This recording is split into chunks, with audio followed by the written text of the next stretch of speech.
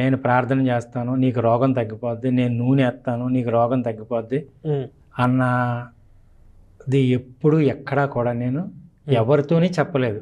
ఎప్పుడు నాకు ఉన్నటువంటి 2 సంఘాలలో, వెంకటకృష్ణరాయపురంలో సంఘంతో కానీ, సామర్లకోటలో ఉన్న సంఘంతో కానీ, 2 సంఘాలలో కూడా నేను ఎక్కడా కూడా ఏదైనా అనారోగ్యం వచ్చిందనుకో, అమ్మా హాస్పిటల్కి వెళ్ళు, మంచి డాక్టర్కి చూపించుకో, మంచి మందులు వాడు, ప్రార్థన కూడా చేద్దాం అనేసి చెప్పాను తప్ప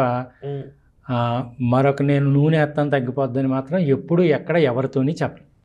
ఇప్పుడు చెప్పేవాళ్ళ గురించి మీరు ఏమంటారు? చెప్పేవాళ్ళ గురించి ఏమంటానంటే, నేనైతే అది తప్పేం చెప్తాను. ఎందుకనంటే విశ్వాసము ఉండొచ్చు,